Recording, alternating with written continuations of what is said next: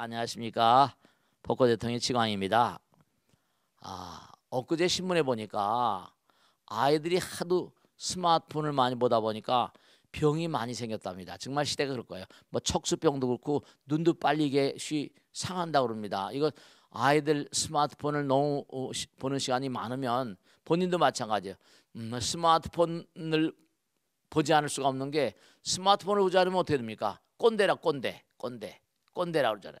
그러니까 뭔가 아이들에게 그러니까 뭐냐면 엄마 아버지가 되어서 아이들에게 얘기할 때 꼰대 소리 듣지 않으려면 공부를 해야 되죠. 아이들이 재미가 없으면 듣질 않아요.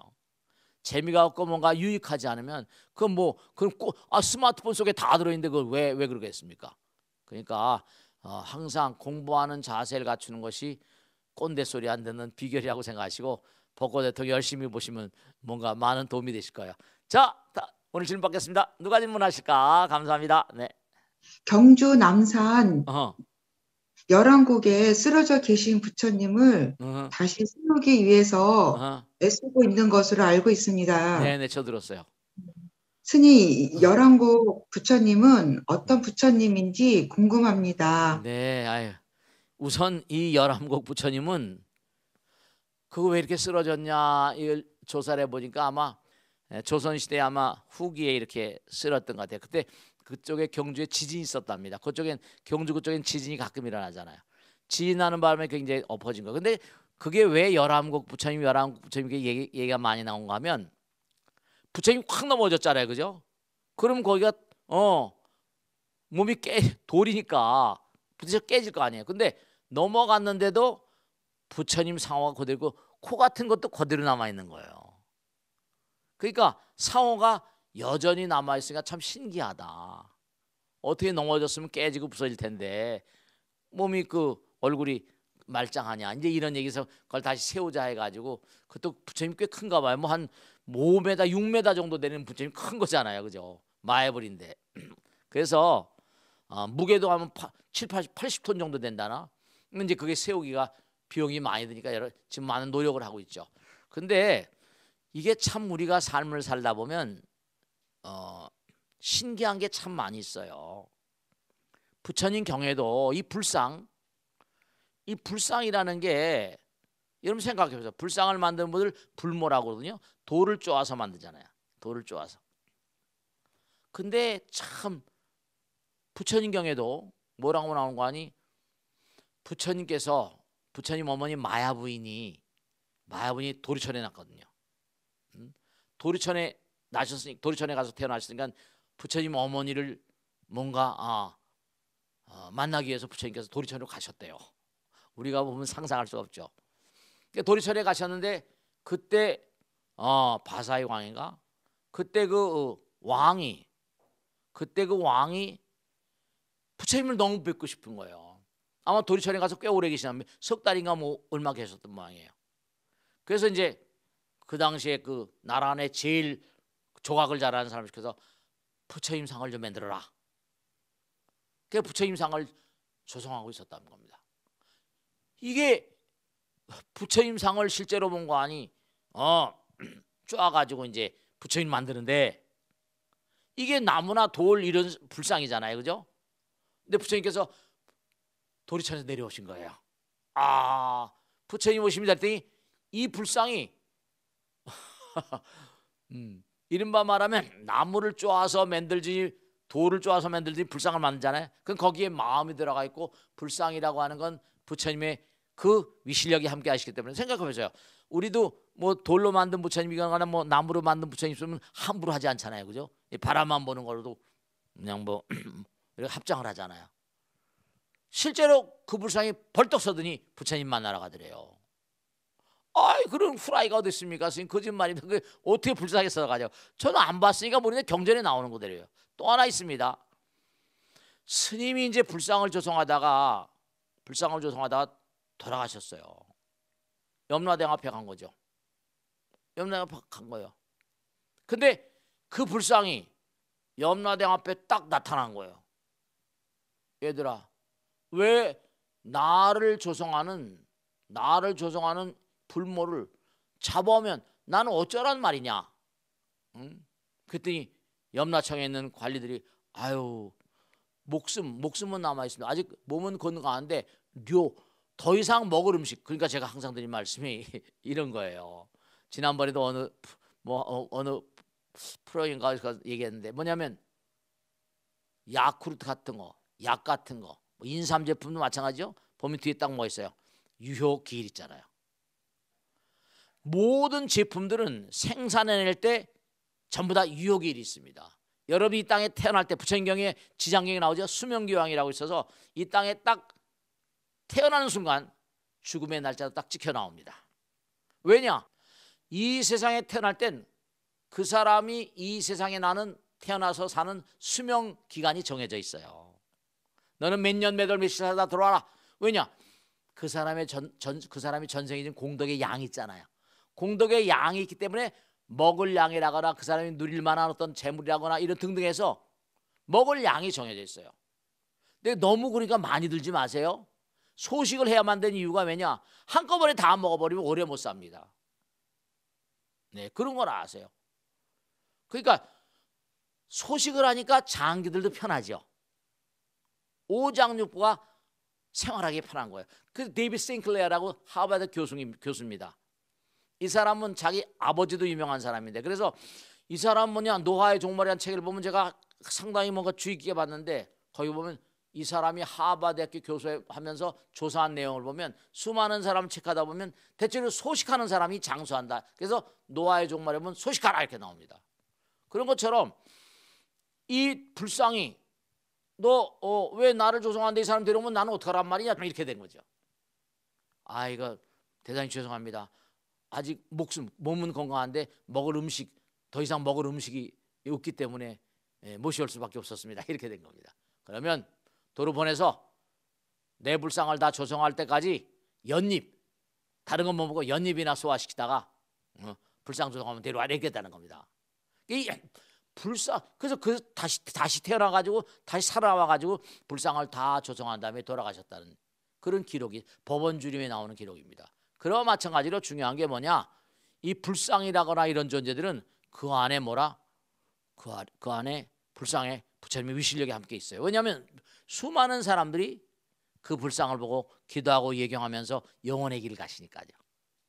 아시겠죠?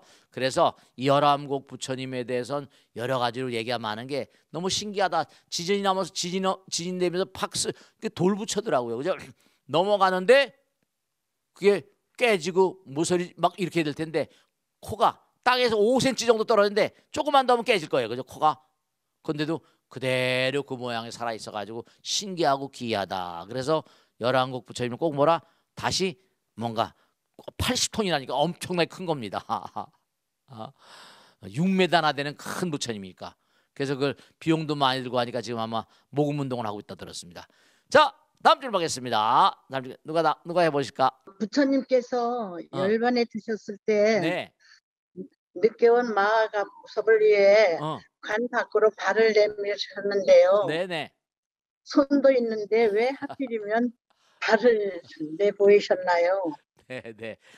우리가 사실은 이 내용을 관음시식이라고 해서 법당에서 제사 지낼 때 항상 이 법문이 나와요. 부처님께서 자기가 돌아가신 세가 되니까 부처님 승단이 크잖아요. 승단이 1200제대 아라한 큰 어마어마한 아라한들. 아라한은 이 우주 3000대천세에 떨어지는 빗방울 3000대천세에 떨어진 빗방울 숫자를 한목에 계산해 버린대요. 어마어마한 도인들인데 이 승단을 도무지 누구한테 인계하고 가야지 이 승단이 먼 미래까지 갈 수 있을 것인가. 이게 부처님이 고민이셨어요. 그래가지고 여마미소라고 해서 가섭존자가 부처님께서 딱 꽃을 한 송이 들으니까 가섭이 뭔가 아니 빙그레 웃었다는 거 아니에요? 그러니까 이게 서로 통하는 겁니다. 그래서 가섭에게 자기 승단을 물려주신 거예요. 그렇게 물려주시려고 작심을 했고 그랬는데 이게 이제 이른바 말하면 마하가섭에게 법통을 이어주겠다는 의지를 다른 그런 게 또 있죠, 그죠? 부처님 승단이라 하더라도 거긴 또 가섭을 또 이른바 말하면 시기하는 그런 세력들도 있었거든요.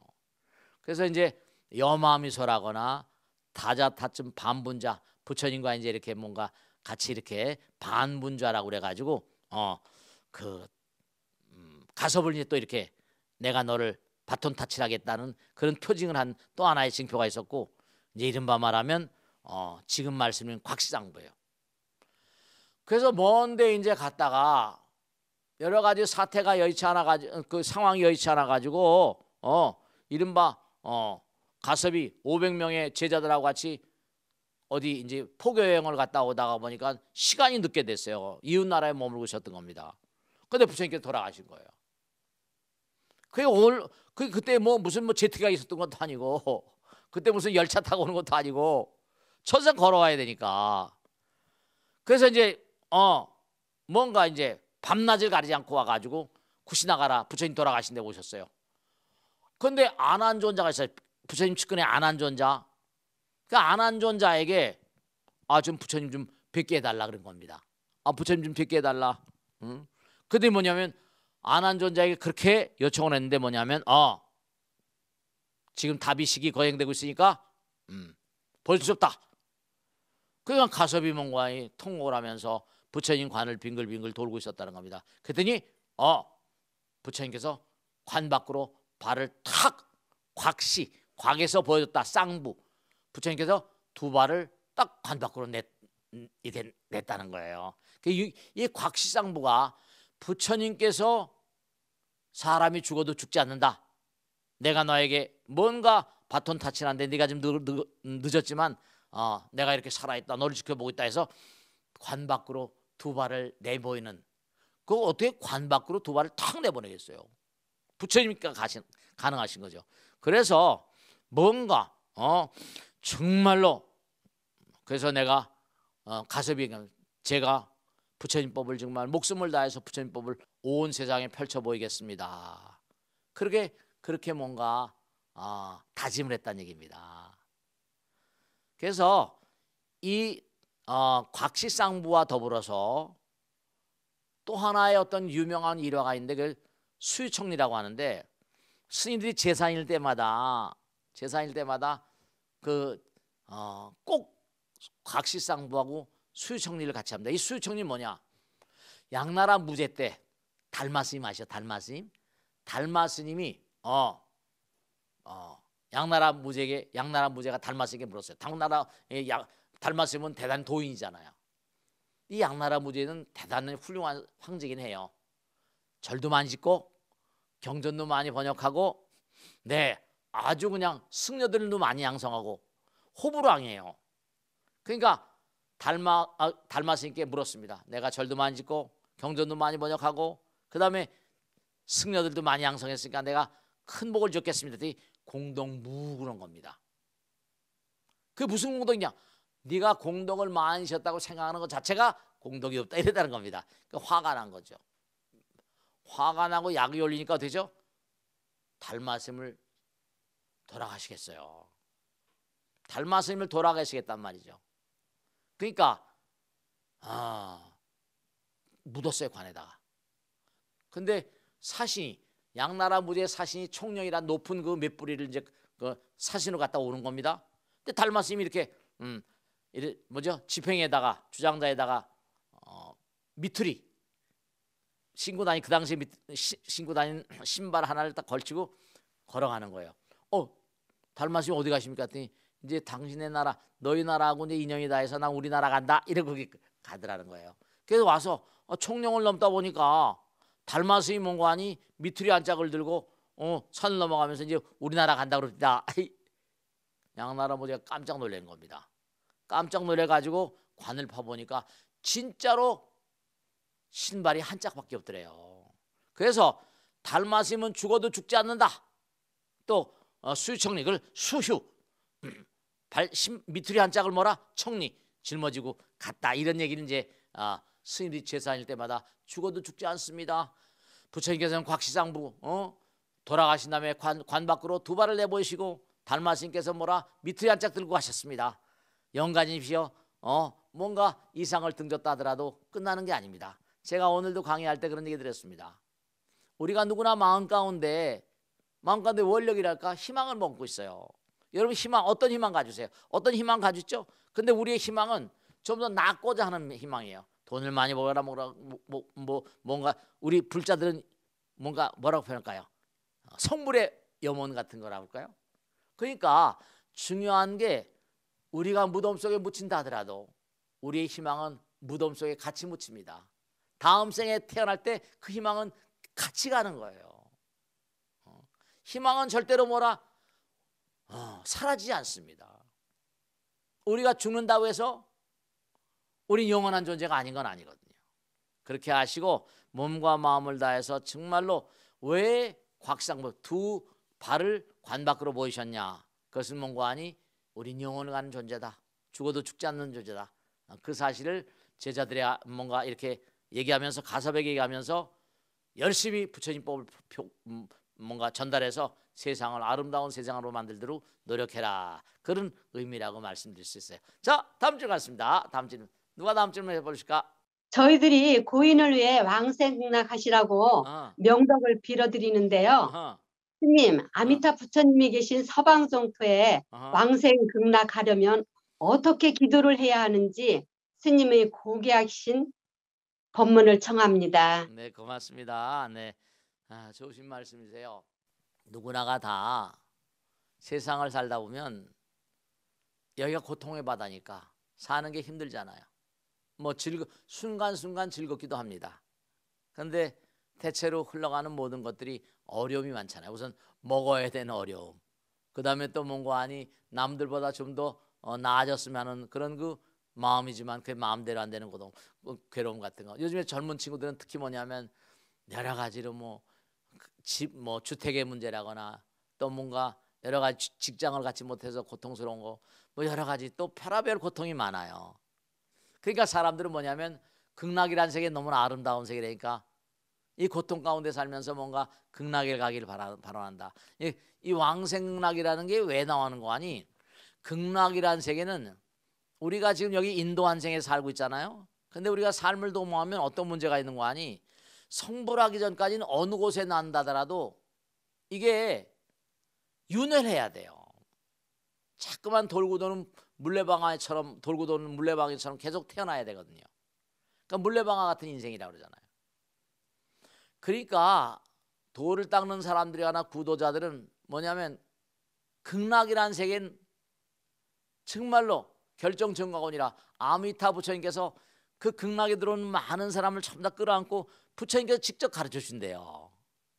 부처님께서 직접 가르쳐 줘가지고 내가 건설한 이 극락에 들어온 사람들은 모두가 다 결정정각원이라 모두가 다 극락에 들어온 사람은 성불시켜 주겠다. 성불토록 하겠다. 그러니까 극락에서도 계속 공부하고 연마하고 공덕을 짓는 거예요. 근데 그러면 극락에 가려면 어떻게 하는가? 네, 극락에 가려면 어떤 마음을 가져야 되는 거 아니? 다른 마음보다 부처님 말씀에 따라서 정말로 극락에 간 사람들 어때요? 우선 마음이 부처님 세계, 부처님 되겠다는 투철한 어떤 그런 의지가 있어야 되겠죠. 얼렁얼렁한 사람들이 그런 이런 건 똑같아요. 내가 서울대학교 가야 되겠다. 그러면 서울대학교 가겠다면 그래 그럼 가. 성적이 낙후된 사람이 서울대학교 그냥 보내줬다고 해서 다닐 수가 있는 게 아니에요. 서울대학교 갔다 하더라도 뭐죠? 네, 거기서 경쟁을 또 해야 되거든요. 그러니까 중요한 건 극락에 가려면 극락에 갈 수 있을 만한 실력이 있어야 돼요. 그 실력 가운데 중요한 건 뭐냐면 성불에 대한 강력한 의지죠. 난 정말 꼭 성불해가지고 두 번째는 뭐라? 많고 많은 무량 중생들을 정말로 영원의 길로 안내하는 지도자, 성불의 길로 안내하는 보살의 삶을 살아야겠다. 강력한 어떤 그런 중생들의 의지처가 되려는 강력한 의지 같은 거. 그리고 사바세계 살면서 영혼의 세계에 대한 통찰력이 깊어져야 되죠. 그 신심이라는 게 그냥 내가 편의적인 신심이 아니라 몸과 마음을 다해서 부처님을 정말 내 마음 가운데 그 공부를 철저히 해야 되겠죠. 그러니까 우리가 세상을 살면서 이른바 항상 부처님 말씀을 연마하고 공덕을 짓는 가운데 아까 말씀드렸죠. 지난번에도 말씀드리고 항상 몸과 마음 우리가 금강경에 나오잖아요. 범소유상이 계시어망이니 약견제삼이 지켜내리라. 우리가 세상을 살다 보면 눈기 코몸 있죠. 이 눈도 썩어질 거예요. 귀도 코, 혀, 육신이 썩어질 거니까 눈에 보이는 모든 대상들 다 세월이 지나면 뭐죠? 다 썩어질 거예요. 그런데 눈으로 대상을 보면서 일어나는 식이라는 게 있거든요. 안식이식 비식해서 이 식이라는 게 뭐냐? 이 몸을 만드는 원동력이니까 식도 허망한 거예요. 그러니까 눈에 보이는 모든 만상이 허망한 줄 알고 그 허망한 것을 사람들은 그저 잡으려고 하잖아요. 내 거다 네 거다. 그러니까 죽을 때 애착 때문에 또다시 태어나는 거거든요. 그러니까 과감하게 극락에 가야 되니까 또다시 태어나는데 극락에 가지 못하고 여기 다시 태어나면 어떻게 돼요? 극락에 가는 사람이 마음 자세가 아니죠. 아낌없이 다 줄 수 있는 사람들, 다 베풀 수 있는 사람들, 그런 마음들을 가진 사람들이라야만 극락에 내 발을 디딜 수 있는 거예요. 문자 그대로 극락. 여러분 제가 아까도 잠깐 말씀드렸죠. 중요한 것은 몸과 마음을 다해서 헌신하는 사람들. 그런 거 있죠. 운동 같은 것도 열심히 하고 나면요 땀을 쭉 흘릴 때 상쾌한 마음이 있답니다. 마라톤 같은 것도 그렇게 힘들지만은 42.19km 뛰고 나면요 이른바 러너스 하이라고 그래가지고 우리 몸은 참 이상한 거예요. 참 이상한 거예요.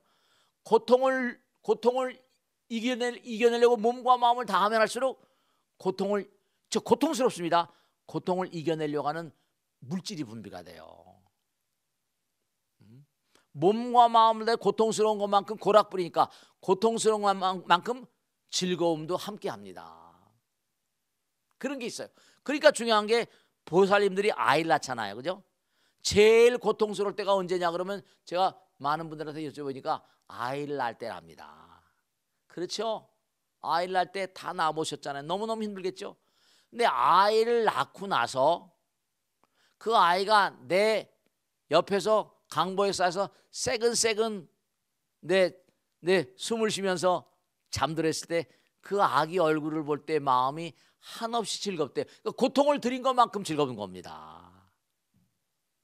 그러니까 아주 중요한 게 뭐냐?